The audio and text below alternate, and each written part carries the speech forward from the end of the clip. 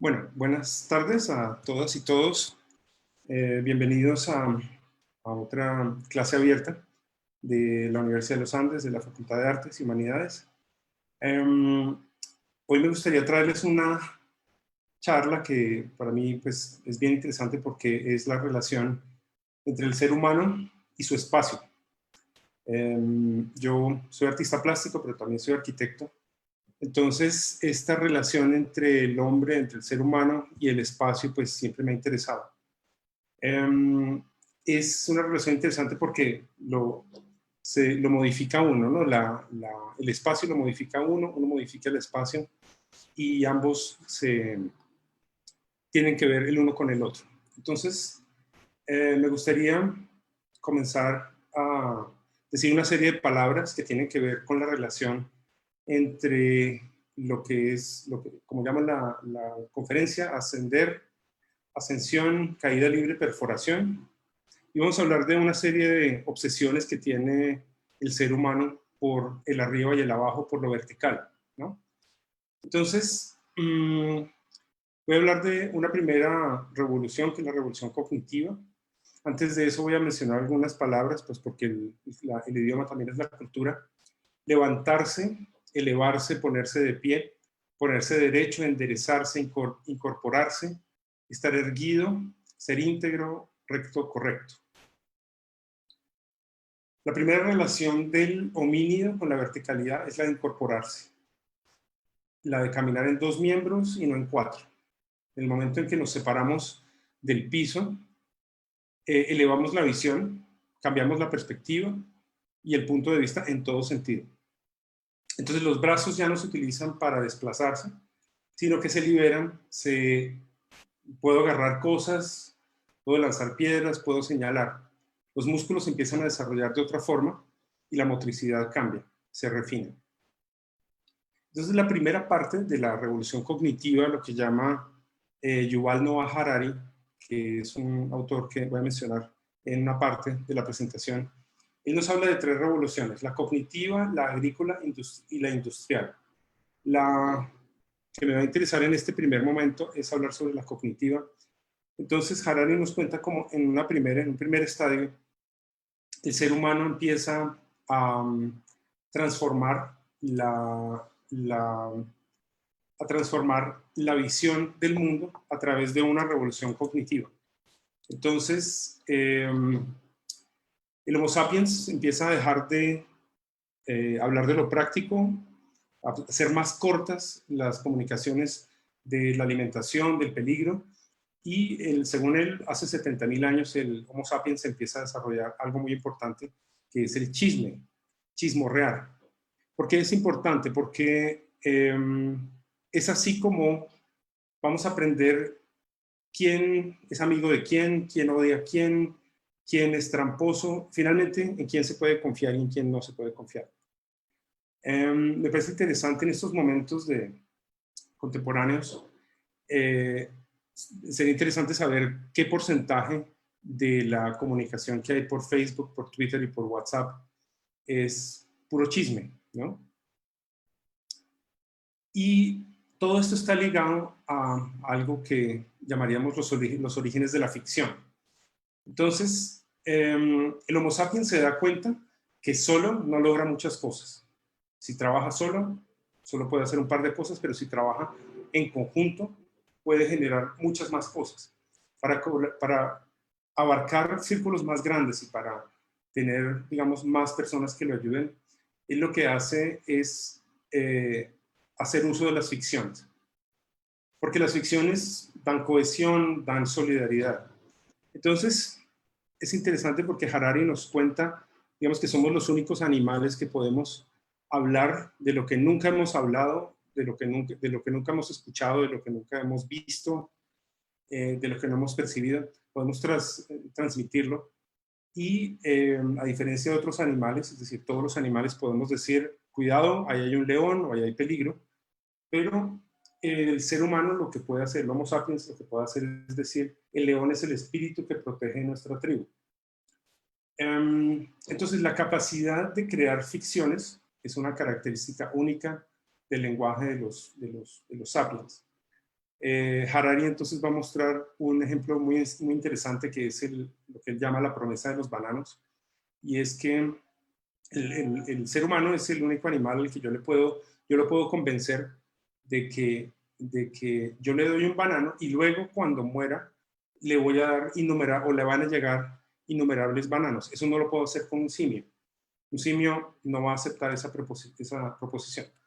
Entonces, empiezan a aparecer las ficciones. Bueno, me gustaría hacer un pequeño paréntesis acá y es comentar que me gustaría como hacer toda la charla y al final como revisar los comentarios del chat. Entonces, ¿por qué son importantes las ficciones, los mitos? Porque las ficciones funcionan para convencer a grandes grupos. Y la persona que puede convencer a grandes grupos tiene poder. Entonces las ficciones y los mitos, los relatos empiezan a ser importantes. El dinero es una ficción muy interesante, muy bien fundada, pero también la nación, la patria, la religión, el amor, y una de las más interesantes, de las ficciones más interesantes, el arte.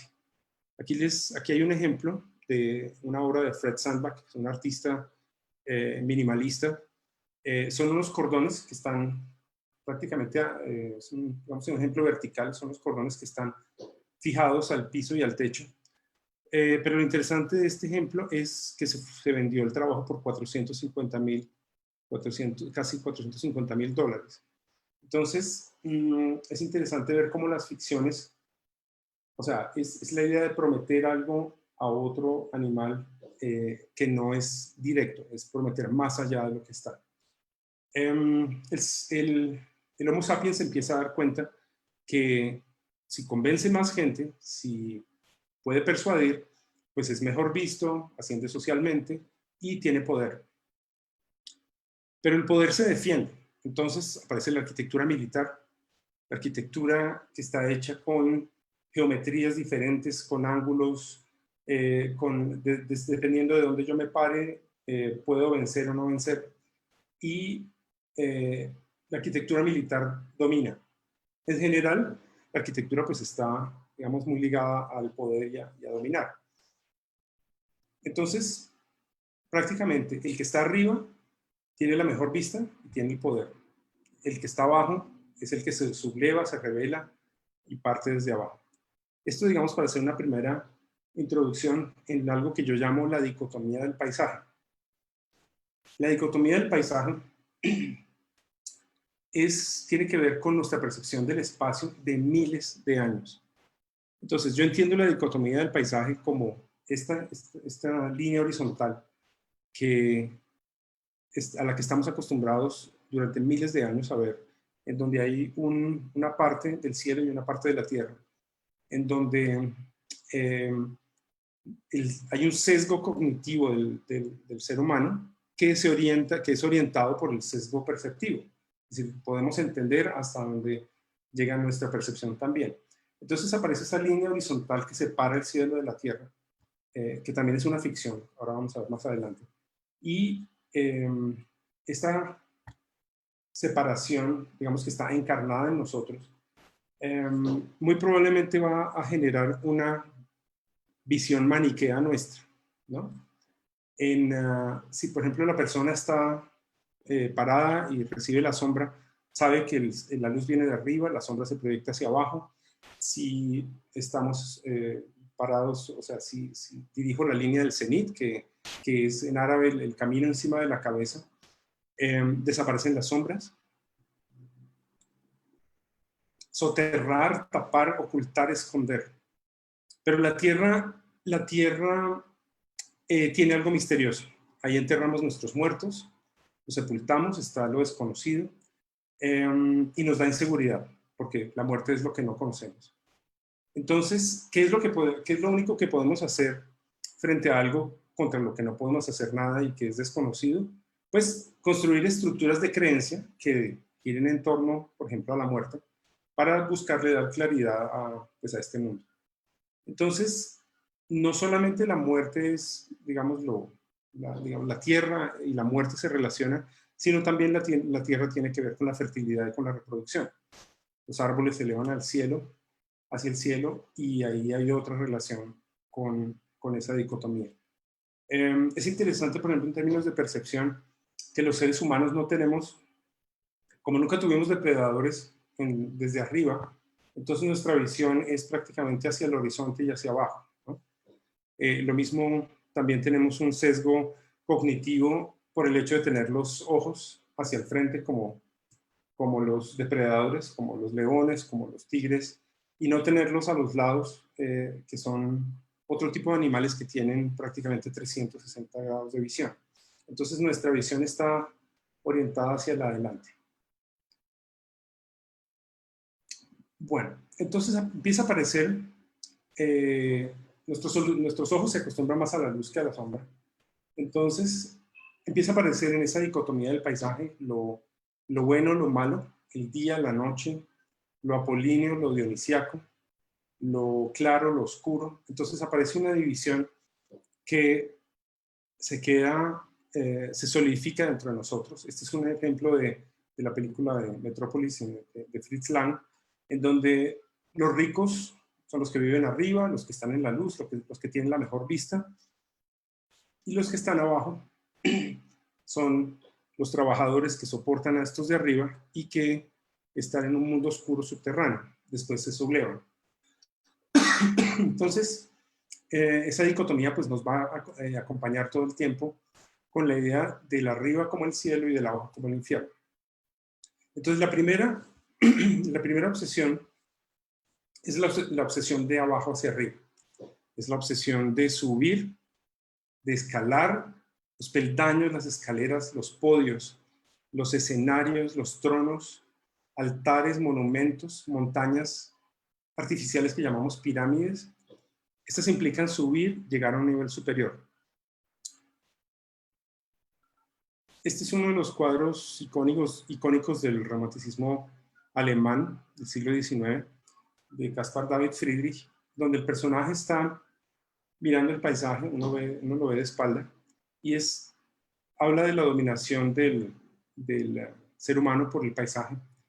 Tiene que ver con trepar, con escalar, con llegar a la cumbre. El esfuerzo, el reto de subir la montaña, la conquista, la dicha del dolor, la recompensa de la vista, ascender a punta de trabajo.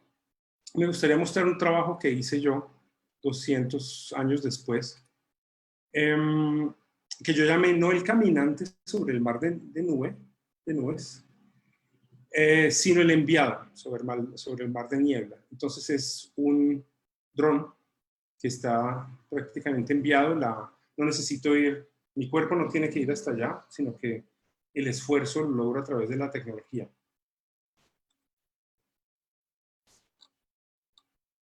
Apilar, acumular, arrumar, ganar.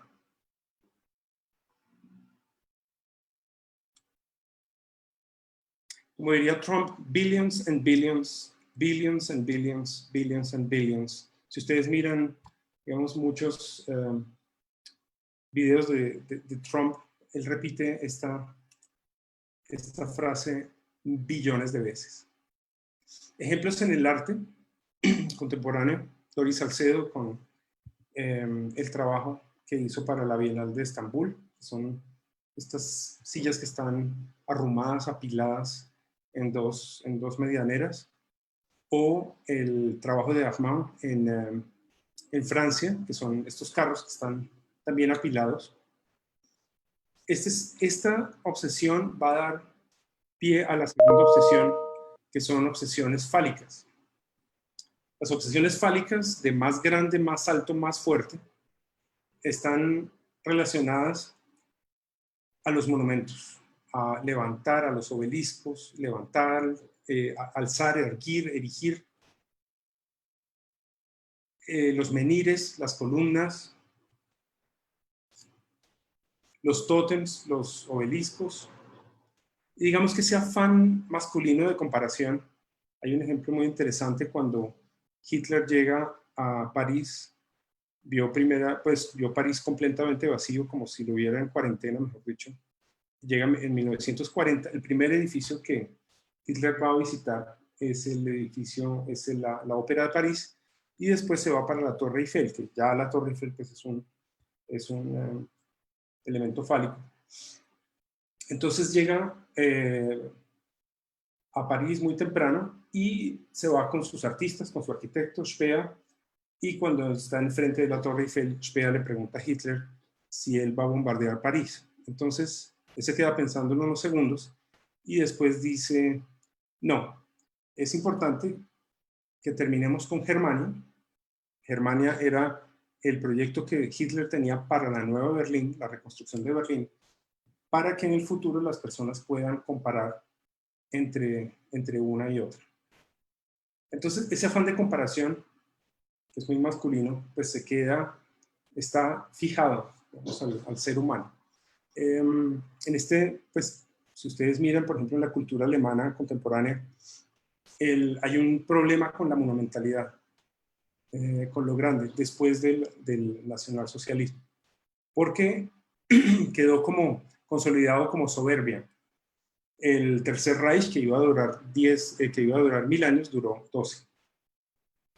Bueno, en Germania había un edificio que era el edificio principal de la nación de Germania, y era el pabellón del pueblo, lo que él llamó el pabellón del pueblo, y era un edificio gigantesco de 300 metros de altura. Prácticamente se hubiera percibido como una montaña. Esto pues nunca se construyó, pero estuvo en planos, en maquetas, y ahí se puede comparar el tamaño de la gente abajo. La gente parece una hormiguita frente a esa monumentalidad, justamente para comunicar, usted es pequeño, yo soy grande. Entonces, era tan monumental, tan brutal, tanta soberbia de este edificio, que hubiera cabido la Torre Eiffel completa dentro del espacio del pabellón del pueblo. Entonces, esto es una comparación entre esos dos falos, prácticamente un falo dentro del otro. Y esa obsesión, digamos, de comparación de tamaño ha seguido con todos los años, sobre todo con los rascacielos, y vamos a dedicar una parte interesante a los rascacielos, la parte de la presentación. Entonces, la idea de la monumentalidad no es algo exclusivo de la derecha o de la izquierda, sino es algo inherente al ser humano. Esta es una escultura que se hizo hace 10 años en Senegal. Es una estructura de 49 metros de altura en bronce. Es el monumento al Renacimiento africano. Y si pensamos en un ejemplo de arte contemporáneo, digamos, pensamiento contemporáneo, este ejemplo de Cristo y Jean-Claude en la Documenta 4, que es prácticamente un falo inflable, pues en ese sentido, que se alza en casa. La siguiente obsesión es la obsesión de tocar el cielo.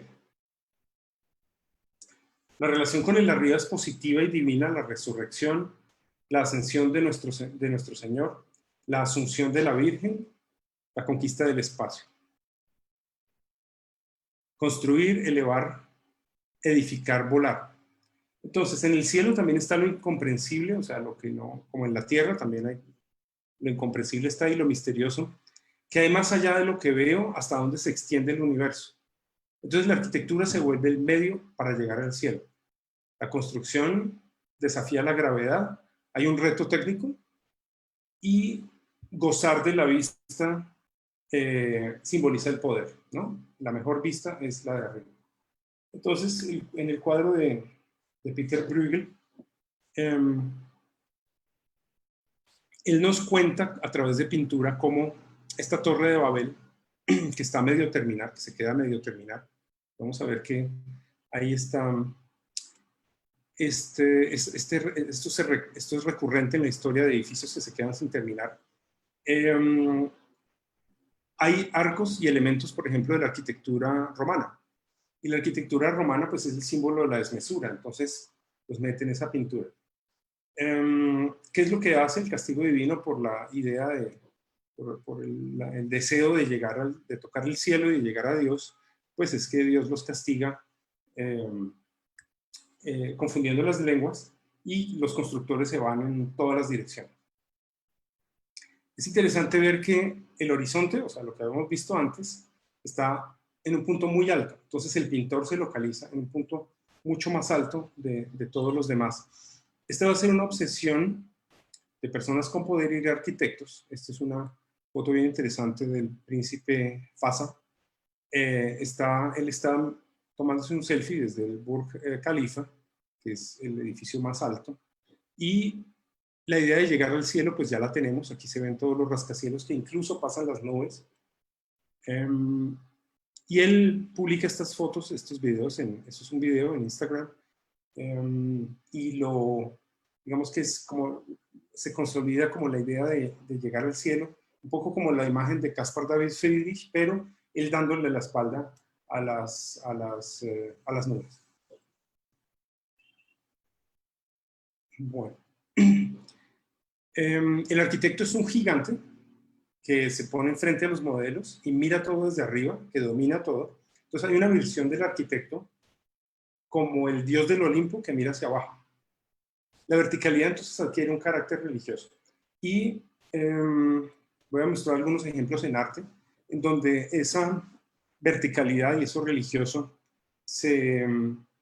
hablan de la relación con el más allá. Las cariátides, por ejemplo, en la Acrópolis, son estas figuras que son columnas, funcionan constructivamente, pero son esculturas al mismo tiempo. Es una relación interesante entre arte y arquitectura, en donde las figuras dan un paso hacia adelante. Están hablando de la relación entre el más allá y el más acá.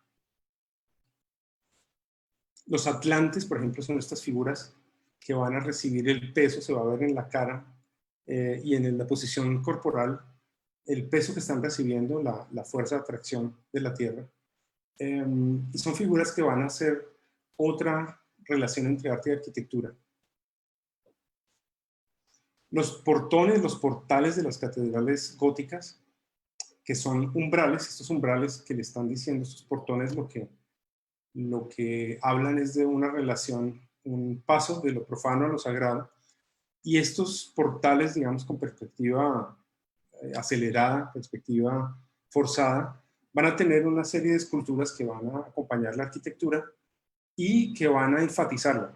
Entonces, las vestimentas de las figuras tienen pliegues, en las telas tienen pliegues que son verticales y que van a enfatizar esa sensación de verticalidad. Este es un ejemplo moderno. Probablemente, pues, esto es una de las esculturas, de las primeras esculturas de arte concreto, de arte abstracto en el espacio público. Es una escultura, se llama Columna sin fin, de Brancusi, y es un memorial de la guerra de 1916. Entonces, Brancusi lo que hace es que toma elementos típicos de las casas rumanas, de las casas tradicionales rumanas que tenían en los pilares de los techos de las casas, y hace esta columna sin fin, pero él lo define como una escalera celestial. Un ejemplo interesante de verticalidad, de la idea de llegar al cielo, de la obsesión de llegar al cielo, es este trabajo Tribute in Light de Laverdière y Mayoda. Cada año se celebró, después de la caída de las torres del 9/11, era un memorial de luz a las víctimas, y suben pues estos reflectores hacia el cielo. Y una de las grandes críticas de los familiares de las víctimas es que estas luces no hacen memoria a los que fallecieron ahí, sino a los edificios. La idea es, vamos a construir uno de los edificios más grandes hasta el cielo para olvidar lo que pasó. Y cuando vi este ejemplo, pensé en el ejemplo de la construcción de la Catedral de la Luz, que era un ejemplo de arquitectura nazi, que el arquitecto Albert Speer, el arquitecto de Hitler, diseñó para las manifestaciones, las presentaciones militares en el 38 en Nuremberg. Entonces no sé qué tan conocido habían tenido Laverdière y Mayoda este ejemplo. Bueno, otro punto es que estadísticamente las películas que más vemos en cuarentena son de ciencia ficción. Pareciera que la repetición del mito es importante, que se representara como una religión contemporánea todo el tiempo, en donde hay héroes y superhéroes que tienen poderes y superpoderes. Y al principio ellos no saben que van a salvar al mundo, pero tiene toda una connotación religiosa clásica. Entonces el afán por ascender, por elevar, por llegar a un nivel superior, por llegar al cielo, se da con un elemento, con una invención, que es la invención del ascensor. Entonces, desde la antigüedad se conocen los ascensores, o sea, se utilizan dispositivos de elevación, sobre todo en la explotación minera, eso sí se conoce, pero, digamos, el ascensor ya como transporte de personas se empezó a utilizar en París, en una casa aristócrata, 1680, la llamaron la silla voladora, y tenía un contrapeso al otro lado. Pero el ascensor, el elevador, ya como invención moderna, se hizo a finales del siglo XIX. Entonces, es interesante el experimento que hace el fundador de la Otis, que se llama Elisha Graves Otis. Entonces, él se sube a uno de sus ascensores y le pide a uno de los trabajadores que corte el cable de suspensión, y el ascensor, claro, obviamente todo el mundo tiene miedo, pero el ascensor tiene un freno, frena inmediatamente, frena solo, freno de seguridad. Entonces, pues la gente queda muy impresionada por este ejemplo, y esto es lo que va a cambiar la historia de la arquitectura en el siglo XX.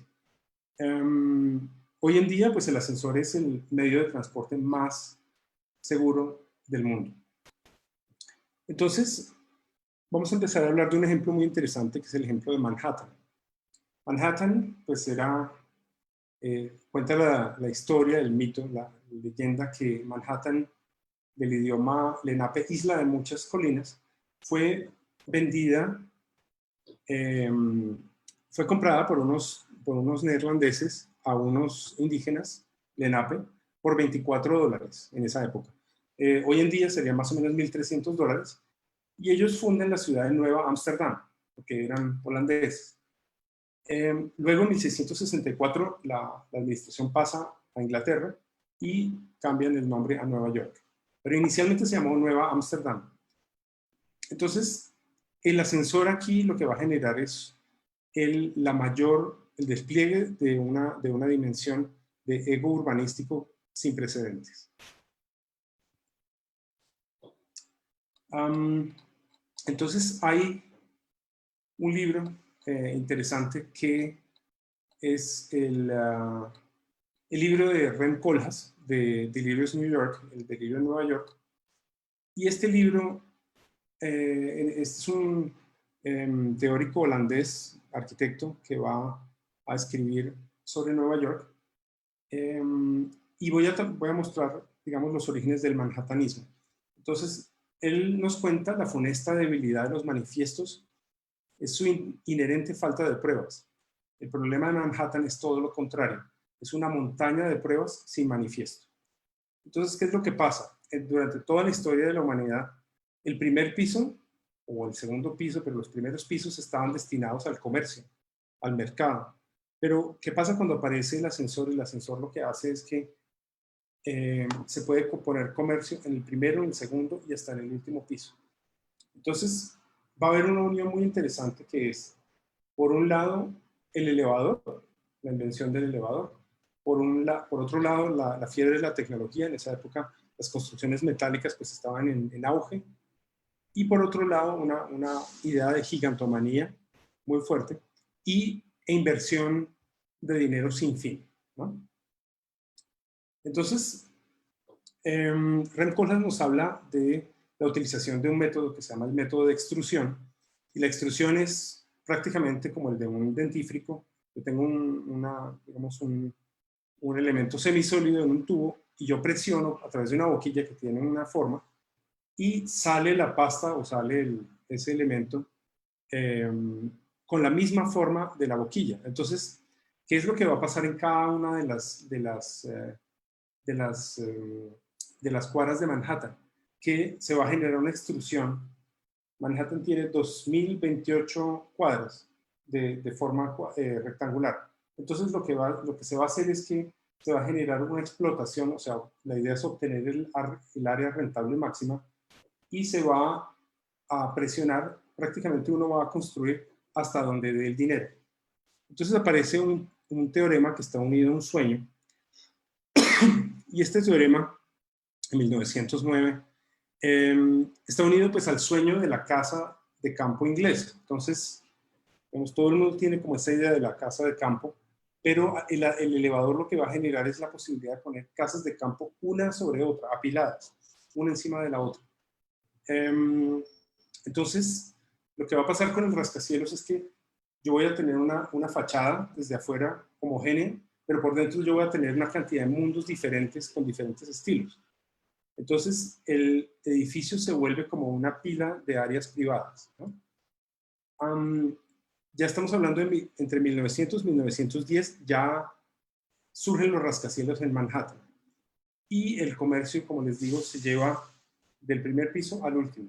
Entonces, en todas las cuadras de Manhattan se van a generar estas, digamos, estas extrusiones, y el único sitio que va a quedar desocupado son las calles y el Central Park. Ya en 1911, los rascacielos alcanzan 100 pisos en Manhattan. Características del manhattanismo, que nos cuenta Rem Koolhaas, dice: Manhattan es el producto de una teoría no formulada. El manhattanismo consiste en existir en un mundo totalmente inventado por el hombre dentro de una fantasía. Cada cuadra se convierte en una isla, como la isla de Manhattan, una ciudad dentro de una ciudad. La arquitectura de Manhattan es un paradigma para la explotación de la congestión. Es interesante pensar que los estadounidenses son pues, los reyes de la artificialidad, ¿no? Y aquí lo que va a ser interesante, que también va a ser una unión interesante entre arte y arquitectura, es que cada uno de los edificios se vuelve como un monumento de sí mismo, ¿no? Un monumento que tiene un pedestal, tiene digamos, un cuerpo y tiene una cumbre o un sombrero en la parte de arriba. Pero empiezan a surgir una serie de problemas. Los problemas son, pues, lo natural, la luz y la sombra. La sombra empieza a generar una serie de deterioros. Los edificios son tan altos que empiezan a generar sombras sobre otros edificios, y los espacios más sombríos, más oscuros, empiezan a deteriorarse, la renta empieza a bajar, no se alquilan tan fácilmente o no se venden tan fácilmente, hay robos, hay prostitución. Entonces, prácticamente la entrada de sol y de luz se empieza a volver importante, y se genera una ley que llaman la ley de zonificación, que es del señor Ferris en el 16. Entonces lo que hacen es dibujar con los ángulos de entrada del sol y de la luz una serie de diagonales, que son las diagonales que van a permitir que los edificios vayan retrocediéndose. O sea, los edificios se van bajando, se van yendo hacia atrás y dan espacio a la luz, a la entrada de la luz. Entonces esa ley de zonificación lo que va a generar es que le va a dar la silueta definitiva a Manhattan. O sea, la forma de Manhattan tiene que ver con esta ley de zonificación. La ley de zonificación no es solo un monumento, un documento legal, sino que es un proyecto de diseño. Entonces lo interesante de esto, lo paradójico, es que se empiezan pareciendo esos edificios a las casas típicas de dos aguas holandesas del principio de la Nueva Ámsterdam. Y aquí muestro una imagen del edificio Singer, que era un edificio que se construyó a principios del siglo, y era el edificio más famoso que había en América entre 1908 y 1913. Entonces, ¿qué hacía la gente? La gente se iba a ese sitio, era el edificio más alto, entonces se iban al piso de arriba a tener la vista, pagaban 50 centavos de dólar y tenían la mejor vista de Nueva York. Pero el otro lado es el lado que va a dar pie a la próxima obsesión, que es la del vértigo y la de precipitarse. Entonces, este edificio se vuelve un trampolín de suicidas. Vamos a la siguiente obsesión, y es la obsesión del vértigo y del land diving, del buceo hacia la tierra, de lanzarse hacia la tierra. Entonces, los mitos tienen una moral, una moraleja. Los mitos necesitan de la repetición, necesitan de todas las ficciones, necesitan para que se consoliden, que se repitan muchas veces. Este es Ícaro, que está cayendo. El mito cuenta que por no obedecer a su padre, Ícaro entonces cayó, las alas se derritieron por el sol, y como todos los mitos, pues tiene digamos, este castigo, ¿no? Si uno mira las imágenes de la caída de las Torres Gemelas, si hay videos en donde hay 3 millones de vistas, de personas que han visto el video. Pero si uno ve videos de esta imagen, de esta persona que está cayendo, que esto es una foto de un fotógrafo que se llama Richard Dreher, y que le tomó la foto a este señor que estaba cayendo.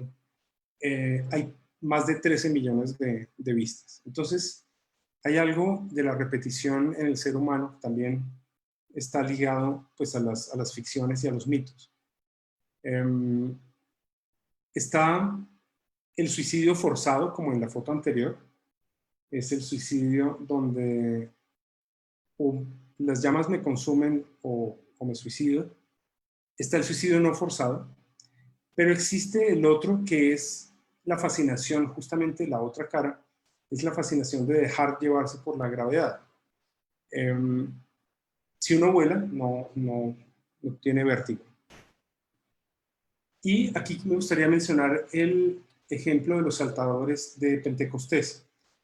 En la isla de Vanuatu, una isla que, según dicen, no hay infectados de coronavirus, en este momento se están haciendo, justamente en estos meses de abril a junio, se hacen una serie de juegos que consisten en saltar de una torre de madera, hombres únicamente, y se amarran los tobillos con unas lianas a la torre y llegan, digamos, hasta la parte de abajo a 40 centímetros, la cabeza llega más o menos a 40 centímetros de la tierra. Esto se cuenta la leyenda que había una mujer joven de Vanuatu que tenía un esposo muy celoso. Ella se subió a un árbol para escapar de él y el esposo la persiguió. Ella llegó hasta la cumbre del árbol y, viendo que el esposo se acercaba y estaba desesperada, se botó del árbol hacia la tierra, y el esposo, también de la desesperación, se botó con ella. Lo que el esposo no sabía era que ella se había amarrado los tobillos con estas lianas y ella se salvó. Entonces, esto es un juego. A las mujeres no se les permite mirar o participar en la construcción de la torre, pero sí están presentes en el momento de los saltos. Entonces, se empieza con los saltos más bajos, de las trampolines, de las plataformas más bajas a los más altos, y empiezan, el más alto son 30 metros de altura. Entonces, a pesar de que algunas personas dicen que es un rito iniciático, se ha comprobado que no es así, sino se acerca más a un juego, a un espectáculo arriesgado. Sin embargo, es algo que representa la masculinidad y que ofrece a los participantes la oportunidad de ascenso social, ¿no? Desde los 50 esto se vuelve turístico, y hay personas que pagan 100 euros por la entrada, pero si uno, digamos, es un equipo profesional de cine, le cobran 10.000 euros por grabar lo que está pasando. Mm, Otro de los puntos importantes, y hablando un poco de, volviendo también a lo de Babel, son los tuburios verticales. Mm, Naufragar, fracasar, perder, derrocar, hundirse, desplomarse, derrumbarse, desmoronarse, llegar a la ruina, hacer sabotaje. Esto es el distrito de Hillbrow en Johannesburg. Este distrito en los años 70, digamos, era un barrio muy interesante porque había mezcla de tipos de población, gente blanca, gente negra, había cafeterías, había galerías, había clubes de moda, había los primeros bares gays de la ciudad, a pesar del apartheid, había parejas mixtas, y el arquitecto Rodney Groskopf decide que este es un buen sitio para construir un proyecto muy interesante que, pues, que él creía muy interesante, que llamó el Ponte Tower, la Torre Ponte. Este tenía la visión futurista, o sea, él tenía como lo veía como un ícono de la modernidad. Él dice: el espíritu de practicidad, la estética del hábitat geométricamente circular, pasaría a los residentes y sus relaciones estarían sujetas a la ley de la funcionalidad y de la razón colectiva. Entonces, para él era una promesa que la arquitectura podía transformar a las personas. Eso se construyó en 1976, al estilo del nuevo brutalismo. Estamos hablando de 54 pisos de altura, en donde vivirían 300, de 3.000 a 4.000 personas. Esto estaba, digamos, a finales de los 70s, ya a principios de los 80s, hubo manifestaciones, lentamente se empezaba a hablar del apartheid, y incluso o sea, a este edificio se mudan personas famosas, por ejemplo, el compañero activista de Mandela, la hija del compañero activista de Mandela, de Walter Sisulu, o el hijo de un príncipe de Zulu, ¿no? Entonces había gente, digamos, importante que se mudó a este edificio. Y a mediados de la década de los 80 empieza a abolirse gradualmente el apartheid. Entonces, es interesante porque, por un lado, se empieza a abolir el apartheid. Por el otro lado, entonces los blancos que tenían el dinero, las inversiones, se van a los suburbios verdes, lo que llaman el white flight, que es el vuelo blanco, y el área queda, digamos, desprovista de inversionistas, y queda, digamos, se empiezan a mudar negros que tienen menos capacidad adquisitiva, porque los arriendos bajan, ¿no? Entonces viene población negra principalmente, vienen de Nigeria, de Mozambique, de Zimbabue, vienen de otros países, y se mudan a esta Torre Tower, Torre Ponte. Se dice que esta torre tenía, los habitantes de esta torre tenían como fama de rebeldes, de ir en contra del statu quo, y hay problemas con el gobierno, empiezan a quitar la electricidad, a dejarla de recoger la basura, y empieza la caída del Ponte Tower. Aquí se ve el patio interior de la Torre Ponte, que es, pues, como es un cilindro, lo llaman una dona, un donut. Entonces, en el centro, pues, tiene este cilindro por donde entra la luz. Y cuentan, digamos, si Johannesburgo es una de las ciudades más peligrosas en esta época del mundo, Hillbrow es el distrito más peligroso de Johannesburgo. Al principio este edificio tenía 6 entradas, después tenía 3 entradas, y al final tenía solamente una entrada. Yo les voy a leer lo que cuenta una de las personas que vive allí. Los visitantes tienen que dejar detalles personales, número de habitación e identificación al guardia, escribir el código de acceso a los inquilinos, e ingresar sus huellas digitales en un sistema de registro biométrico antes de que se les permita pasar por la puerta giratoria enrejada. Del ascensor, entonces, cuelgan dos letreros. Uno que dice: si hay problemas con el personal de seguridad, bajo ninguna circunstancia debe tomar el asunto en sus propias manos mediante golpes o asesinatos. Otro mensaje que colocan en el ascensor es que si uno bota pañales por la ventana, le ponen una multa de 800.000 pesos colombianos. Sería el cambio. Un guardián cuenta, en 2010 la mitad de los 470 apartamentos estaban ocupados, el resto estaba pues vacío.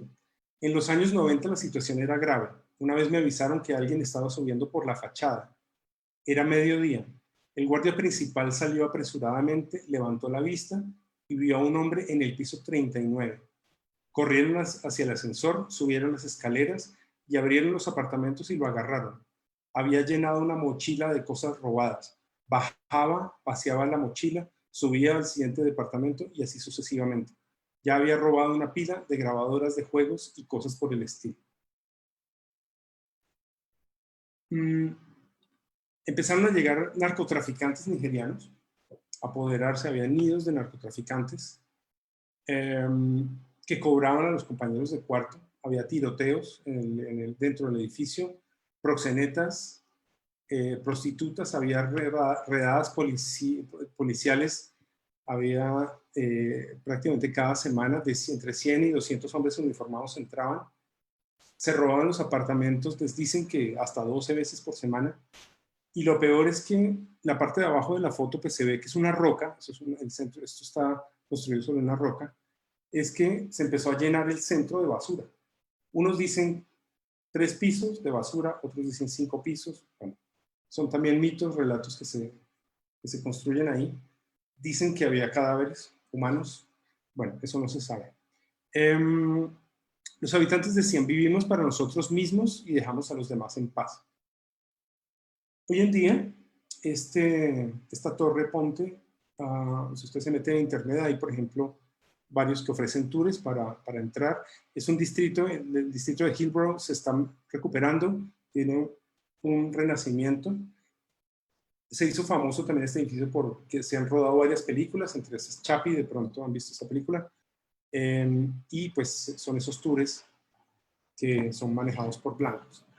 Una pregunta, digamos, que yo tengo aquí es si la dicotomía del paisaje tiene que ver con el racismo. Bueno, pero no tenemos que irnos tan lejos solamente, sino en Venezuela, en Caracas, está la Torre de David. Este es el centro financiero Cofinanzas, conocido como la Torre de David, y es el tercer edificio más alto de Venezuela. Estaba destinado originalmente a un complejo de comercio y a hotel. Bueno, después hubo una crisis financiera y se muere David Brillenburg en 1993. A partir de 1994 se queda el edificio sin construir, queda al 60-70%. Interesante ver la relación aquí en Bogotá con el Bacatá, aunque pues, es diferente, pero son estos edificios como la Torre de Babel que quedan sin terminar. El Estado venezolano se hace cargo del edificio y queda 14 años vacío. Entonces, luego de esos 14 años, un grupo de personas se empieza a mudar, se entra al edificio, se empieza a mudar a los pisos inferiores y poco a poco se empiezan a tomar los pisos superiores. Entonces, empieza a haber una organización social. Por piso empieza a haber un líder. Cada 5 pisos hay otro líder al que le obedecen los de cada piso, y esos líderes de cada 5 pisos le obedecen o le rinden cuentas a un presidente de la torre. Ese presidente hace reuniones y cada mes se reúnen y toman decisiones sobre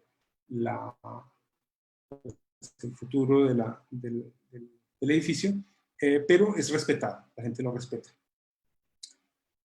Bueno, lo que inicialmente fue pensado como banco, sitios de lugares de comercio y de entretenimiento, se vuelve vivienda, hay cafeterías adentro, hay tiendas, se vuelve como una ciudad dentro de una ciudad, y se estima que en 2012 viven entre 2.000 a 2.500 personas.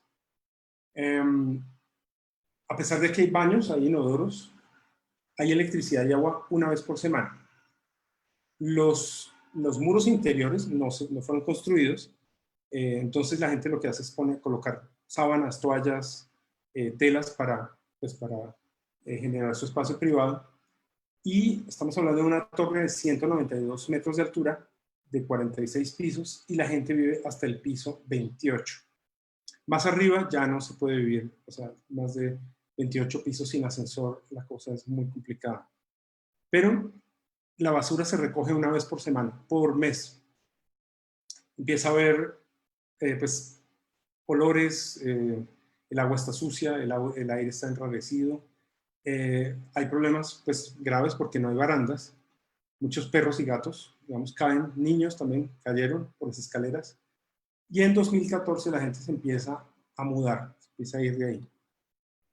Entonces, el gobierno venezolano decide reubicar a los habitantes de la Torre de David al sur de Caracas, en Cuba, dentro del, o sea, unos complejos residenciales que han sido construidos por la Misión Vivienda Venezuela.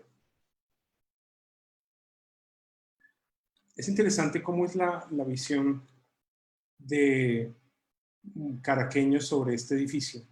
Hay unos que dicen que es un foco de criminalidad como símbolo de las invasiones a las propiedades alentadas en la era de Chávez, y muchos residentes dicen por el otro lado que se convirtió para ellos en un refugio lejos de los barrios plagados de crimen y en un modelo de comuna.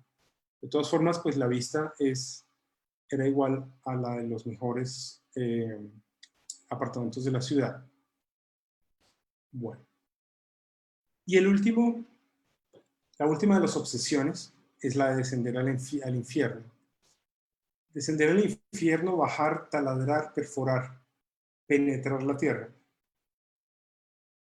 Julio Verne nos cuenta de criaturas monstruosas, de vegetación exuberante, de seres humanos de 4 metros de altura, de paisajes fantásticos en el viaje al centro de la Tierra.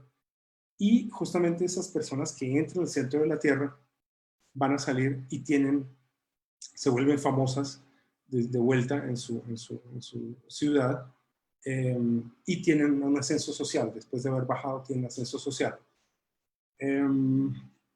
Entonces, la parte misteriosa de la Tierra, esa parte de donde no se sabe qué es lo que hay adentro, es otra de las obsesiones del ser humano. No solamente lo extraterrestre, sino lo intraterrestre. Y dentro de esa obsesión está digamos, el pozo de penetración de perforación más profundo que se ha hecho, pues, en la historia, en la península de Kola, en Rusia, en 1962. Plena Guerra Fría. Entonces, no solamente las personas están, o sea, norteamericanos y rusos están mirando por la conquista del espacio, sino por la conquista del centro de la Tierra.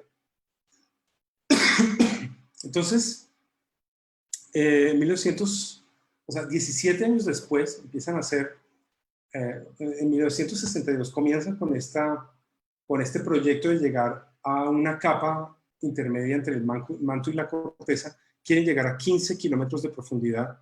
O sea, 15 kilómetros de profundidad, estamos hablando del 0.1% del diámetro de la Tierra, o sea, es casi nada. Y hacen un hueco de 20 centímetros de diámetro, por el que logran llegar hasta 12.000, o sea, un poco más de 12 kilómetros de profundidad. En 1979 alcanzan a llegar a 10.000 metros de profundidad y empiezan a encontrar una cantidad de cosas que no se habían imaginado. Hidrógeno, hay agua, hay microfósiles a casi 7 kilómetros de profundidad. Y sobre todo las temperaturas es lo que más les llama la atención y lo que más genera problemas. Entonces, donde esperaban que tenían 100 grados centígrados, tuvieron 180 grados centígrados. Finalmente, en 1994, logran llegar a 12.262 metros, pero es el límite, se rompen los materiales, ya no funciona, la tecnología no da para llegar a algo más profundo.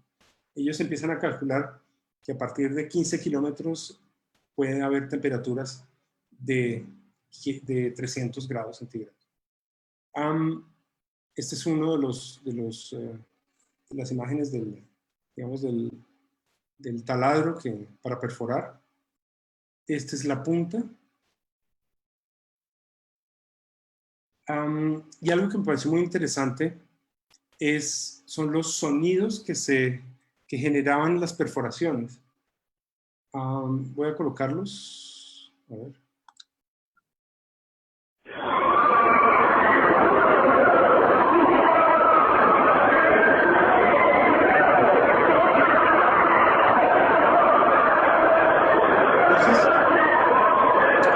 Lo que cuentan es que se escuchaban ruidos que asemejaban como gritos y lamentos, y los trabajadores empezaban a pensar que se estaba perforando el infierno. Uno de los ejemplos, digamos, de arte contemporáneo más interesantes con la idea de la penetración y de la perforación en la tierra es el kilómetro vertical en la tierra de Walter de María, y pues es uno de las obras más interesantes porque es una varilla que está metida 1 kilómetro dentro de la tierra. Aquí es interesante porque finalmente pues se pone a prueba nuestra capacidad de creencia, ¿no? De poder llegar a 1 kilómetro hacia abajo y de que no sea una moneda de 5 centímetros de diámetro. Bueno, y la última obsesión, ya para cerrar, es cuando tenemos gravedad cero. La primera ficción es lo que habíamos hablado de la línea recta del horizonte, que no es una línea recta, sino una línea curva, con la curvatura de la Tierra, menos para los terraplanistas. Por el otro lado, pues la ficción de que las verticales, las plomadas, las perpendiculares, no son paralelas, pues son radiales al centro de la Tierra. Y la obsesión de la gravedad cero, sí, hay personas definitivamente que deciden salirse de la gravedad de la Tierra. Entonces es interesante pensar que la percepción de verticalidad está ligada al lugar donde me encuentro. A pesar de los problemas musculares, óseos, de estar encerrado, hay personas que tienen la fascinación por estar en gravedad cero. Es interesante como revisar, o estaba pensando justamente esta mañana, que esta época de cuarentena la siento un poco como estar sin gravedad, ¿no? Como estar en esa gravedad cero. Y la última imagen que les quería mostrar es la posibilidad de que lo vertical se vuelva horizontal. Como en el caso de esta escultura, este es un fotograma de la película de la mirada de Odiseo de Angelopoulos. Pero bueno, estos son temas para otra charla sobre las obsesiones del ser humano con la horizontalidad.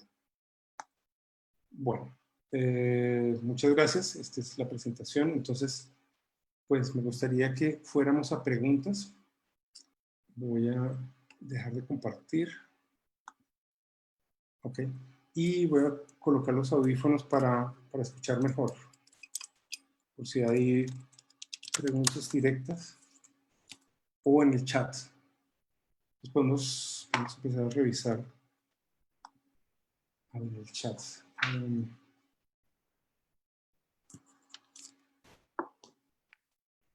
Edgar, hay dos manos levantadas, si te parece. Okay. Les damos audio. Charlie, bienvenida.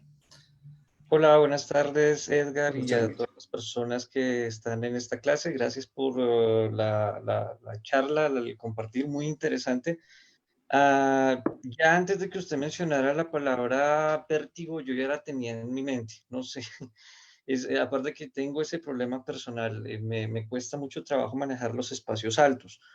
A mí me gustaría que nos dijera un poco más acerca de esa contradicción entre subir, entre esa verticalidad hacia arriba y el pavor a caer, porque es una contradicción muy fuerte. No sé si pudiera profundizar un poco más en eso. Gracias. Sí, pues en la primera es prácticamente la idea de llegar al cielo, ¿no? Esa idea que está metida pues de miles de años nuestros de querer volar, ¿no?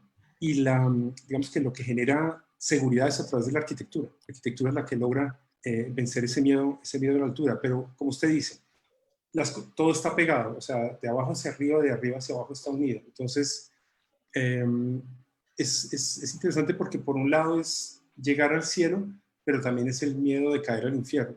Sí. Y están pegadas, están completamente unidas, ¿no? Bueno, no sé si eso responde a la pregunta. ¿Qué otra pregunta? COVID-19. Sí, COVID-19 que también siempre nos acompaña en las charlas. Bienvenida. Bueno, Hola, buenas tardes. Em, y hola. quería decirle que me gustó mucho la charla y estaba muy chévere y que no, y que yo estaba también pensando, por ejemplo, en las críticas que le hacen a Mies van der Rohe en tanto a la construcción del rascacielos como paradigma también de un modelo financierista que, que es también una forma como ideológica, ¿no? Como de la toma del capital del espacio urbano, justamente porque muchos de esos edificios son dedicados es a la especulación financiera y a oficinas y a un espacio que es como tomado para un tipo de plusvalía especial dentro de la producción económica. Entonces, pues me parecía muy interesante como ver también como ese cambio de paradigma histórico y ideológico con un cambio de paradigma arquitectónico. Entonces quería preguntarle también como si usted cómo ve esa relación, por ejemplo, entre las teorías pues, de Mies van der Rohe y de la Bauhaus respecto a que eso iba a ser una utopía más como social y no sé qué, y cómo fue cooptado por una nueva forma de capitalismo neoliberal. Entonces quería preguntarle sobre eso. Sí, no, yo sí estoy de acuerdo completamente con Kohlhaas, donde él menciona que es justamente un manifiesto, mejor dicho, es un producto sin manifiesto.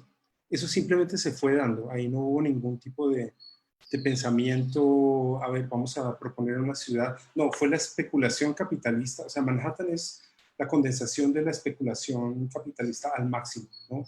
Era prácticamente construye hacia arriba hasta donde le dé la plata. Entonces, pues la Bauhaus estaba por otro lado, o sea, recordemos que el último director de la Bauhaus fue Mies van der Rohe, y él pues le dieron, digamos, o sea, ya sabía lo que se le venía pierna arriba con los nazis, decidió cerrar la Bauhaus e irse para Estados Unidos, donde tenía pues otras posibilidades, y allá estaba el boom de la construcción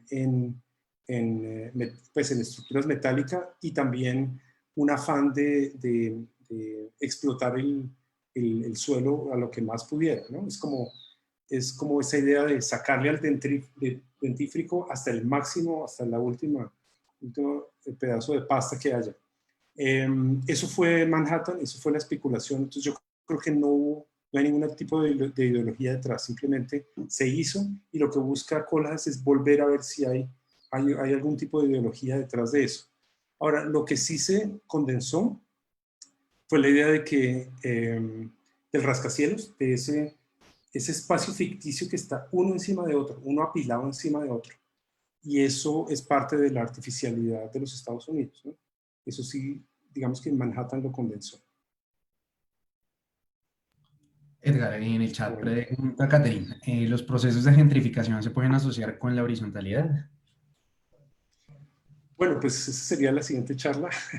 Sería interesante volver a pues, empezar a armarla, porque la horizontalidad pues tiene que ver con, pues primero lo que estamos viviendo, la expansión del virus, pero tiene que ver con conquistas, tiene que ver con, digamos, explayarse, extenderse. Entonces digamos que es otro elemento, pero la gentrificación pues tiene que ver con otra cosa, tiene que ver con procesos en donde un barrio, digamos que tiene un ambiente muy interesante, artístico, bohemio, etcétera, y cuando ya está consolidado algo así bohemio, artístico, vienen personas que pueden invertir ahí y lo utilizan para subir los precios, para y para sacar a otras personas, ¿no? Entonces, sí tiene que ver con la horizontalidad en el sentido, o sea, no conceptualmente, pero tiene que ver con la horizontalidad en términos de expandirse y de tratar, pero es expandirse sacando, ¿no? No solamente expandirse, sino sacando personas a punta de dinero. Y creo que la pregunta de Valeria está conectada con lo que nos hablas, pero igual si hay algo más que quieras agregar. ¿Por qué la propuesta de la horizontalidad como nueva verticalidad? Pregunta Valeria Salomé. ¿Por qué la propuesta de la horizontalidad como nueva verticalidad? Ah, al final, la última. Sí. No, esa última imagen me pareció interesante porque es un fotograma de la película en donde está el monumento que fue desmontado. O sea, son las piezas del monumento que están desmontadas. Entonces, lo que me refería era que lo que en algún momento fue monumento fue, digamos, adorado o fue visto como algo superior por unas personas, en otro momento ya pierde completamente el significado, ¿no? Y la validez. Aquí hay una pregunta más de Adriana Torres, que dice, ¿cómo llegó usted a esa idea de investigar ese tema de las alturas y las profundidades? Bueno, primero porque soy arquitecto y artista plástico, y siempre me ha interesado desde el estudio de arquitectura la relación entre el espacio y el comportamiento y el sentimiento de la gente. Entonces, los espacios en donde vivimos, en donde estamos, nos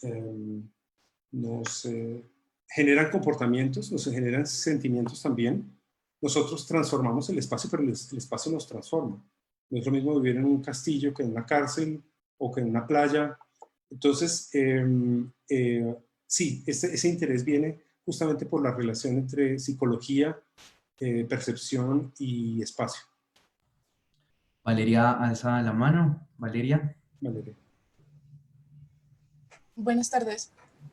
Respecto a mi última pregunta, cuando la formulé también estaba pensando respecto a este concepto del white flight, la idea de que ahora lo que se busca, por ejemplo, lo que buscan las clases altas, por decirlo de alguna manera, es también encontrarse más en espacios donde la apertura es horizontal. Entonces, casas más amplias, que ocupen mayor extensión de terreno. Entonces ya me parece a mí, o también podría explorarse la perspectiva de que no solamente el poder se está buscando en quién llega más alto, sino quién ocupa más espacio en tiempos donde la ocupación del espacio pues cada vez es más complicada y pues se da en mucha menor medida. Sí, ese es un tema bien interesante para armar una conferencia sobre la horizontalidad, y es justamente cuando está la conquista, ¿no? La conquista por el espacio, pero el espacio que está sobre la Tierra, ¿no? El espacio extraterrestre. Entonces, sí, tienes razón, ese es un buen tema para trabajar en la siguiente horizontalidad, porque sí tiene que ver con expansión, pero tiene que ver con expansión, digamos, a codazos, ¿no? Abriendo, pues porque el espacio es poder, ¿no? Una de las, digamos, o sea, yo viví mucho tiempo en Europa, digamos que uno de las grandes riquezas que uno se da cuenta es tener espacio, ¿no? Sobre todo en Europa o en ciudades que son muy, digamos, o en Asia, ¿no? En Japón o algo así, donde el espacio es justamente la riqueza. Pero sí se genera, obviamente, una forma casi que de boxear al otro hacia afuera, ¿no? Pues Edgar, muchas gracias. Creo que esas son las preguntas que hay. Bueno, pues me alegra mucho que hayan venido, pues invitadas a las próximas charlas. Parece que se extienden hasta junio, ¿no? Incluso más, entonces buenísimo, me parece un espacio que debemos aprovechar, y muy contento de haber dado la charla. Bueno, espero que les haya gustado. Patricia, no sé si quieres decir algo. Si hay alguien más que... sí, te están dando las gracias y nos están pidiendo más charlas de arquitectura. Bueno, y que esperan el tema de la horizontalidad. Entonces, Edgar, desde ya, invitadísimo a volver. Muchas gracias. Entonces, Ok. gracias a Edgar por esa charla tan reflexiva y tan plástica también, como estábamos comentando por acá. Y pues nos vemos mañana. Muchas gracias a todos. Gracias, Bueno, Edgar. muchas gracias. Gracias. Hola Patricia, gracias. Bueno, que estén muy bien. Hasta luego.